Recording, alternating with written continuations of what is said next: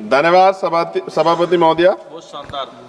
मैं इस सदन का ध्यान भारत के राष्ट्रीय गीत वंदे मातरम के इतिहास और उसके राष्ट्रीय महत्व और उसकी संवैधानिक स्थिति की ओर आकर्षित करना चाहता हूं। हालांकि सब लोग इस पर बोल चुके, लेकिन जो हमें सुनने वाले हैं वो भी सुनेंगे, तो इस पर चर्चा करनी बहुत जरूरी है। वंदे मातरम कोई साधारण गीत नहीं है, ये भारत की आजादी की लड़ाई का सबसे प्रचलित उद्घोष रहा है। प्रख्यात बांग्ला लेखक बंकिम चंद्र चटर्जी ने इसे वर्ष 1875 में लिखा था और 1905 में जब लॉर्ड कर्जन ने बंगाल विभाजन की घोषणा की, तब यह गीत ब्रिटिश शासन के विरुद्ध जन प्रतिरोध का गूंज बन गया। ब्रिटिश पुलिस जब भारतीयों की आवाज दबाने के लिए लाठी चलाती थी, गोलियां दागती, तब हमारे क्रांतिकारी नायक नायिकाएं वंदे मातरम गर्जना से आसमान गुजा देते थे। अनेकों वीरों ने फांसी के तख्ते पर चढ़ते हुए गोलियों का सामना करते हुए अंतिम शब्द वंदे मातरम ही कहे थे। इतना ही नहीं, अंग्रेजों ने इस गीत से इतने भयभीत हुए कि उन्होंने इस पर प्रतिबंध लगा दिया। सभापति महोदय, साल 1937 में जब राष्ट्रगान तय करने का प्रश्न उठा तो इसके लिए एक समिति बनाई गई। तो साल 1937 में बनी वह 3 सदस्यीय समिति, जिसमें नेहरू जी, नेताजी सुभाष चंद्र बोस और गुरुदेव रविंद्रनाथ टैगोर जैसे महानायक शामिल थे। और टैगोर जी की सलाह पर वंदे मातरम के पहले 2 अंतरों को राष्ट्रीय गीत के रूप में स्वीकार करने की अनुशंसा की गई। इस अनुशंसा को संविधान सभा ने 24 जनवरी 1950 को पूर्ण सहमति से राष्ट्रीय गीत का दर्जा प्रदान किया। ऐसे में आज उसकी स्थापित, स्वीकृत और सर्वमान्य स्थिति पर अनावश्यक विवाद खड़ा करना न केवल इतिहास के तथ्य और संविधान की मर्यादा के विपरीत है, बल्कि यह उन महान विभूतियों, विशेषकर बोस जी और रविन्द्रनाथ टैगोर का भी अपमान है, जिन्हें आज भाजपा स्वयं अपने आदर्श बताती। मुझे याद है कि प्रधानमंत्री जी, पूर्व का जो पश्चिम बंगाल का चुनाव हुआ था, माननीय प्रधानमंत्री जी टैगोर जी का लुक धारण करके हमने सबने देखे।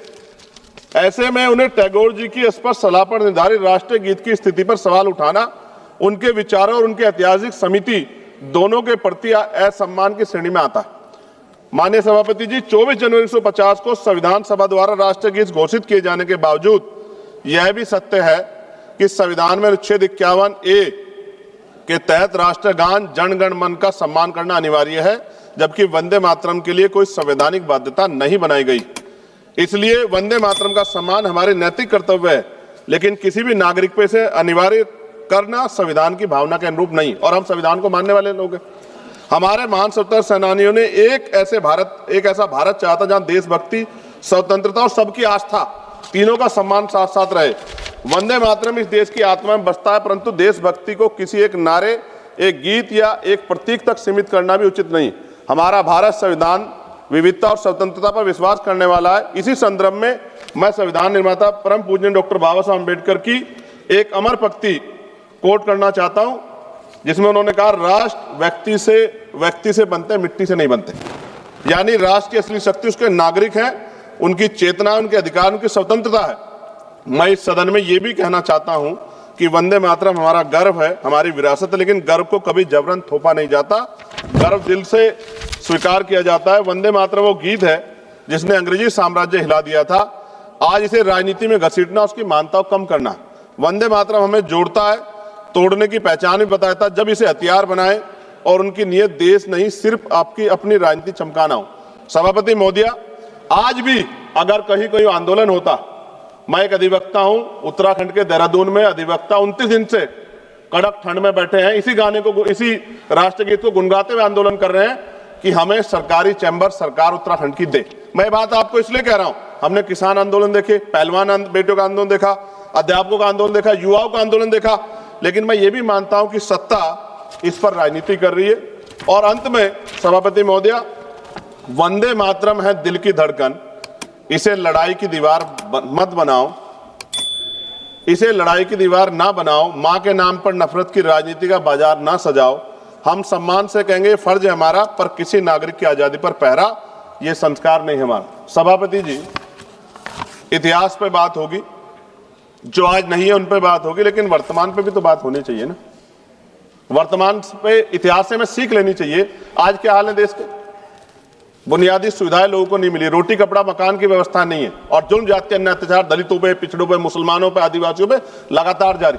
और कोई कहने सुनने वाले जब भी कोई अपनी आवाज उठाएगा उसको देश विरोधी घोषित कर दोगे, धर्म विरोधी घोषित कर दोगे। इस प्रथा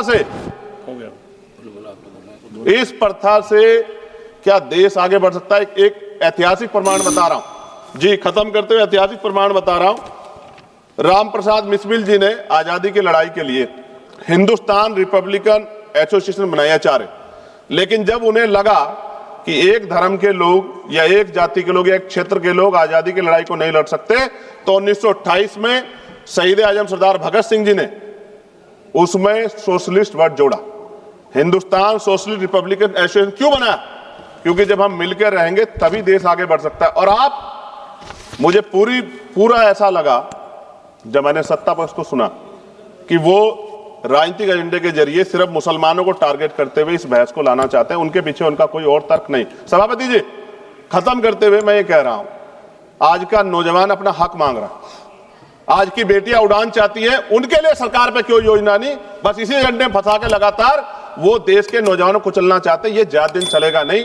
मैं आपके माध्यम सरकार से कहना चाहता हूं कि बुनियादी मुद्दों पर चर्चा करें, बेरोजगारी पर चर्चा करें, महंगाई पर चर्चा करें, महिला सुरक्षा पे, सम्मान पे, उनके सशक्तिकरण पे चर्चा करें और देश की तरक्की पे मिलकर कैसे आगे बढ़े इस पर चर्चा करें। बहुत बहुत धन्यवाद। जय भीम, जय भारत, जय संविधान, जय मंडल, जय जोहार। धन्यवाद सभापति महोदय।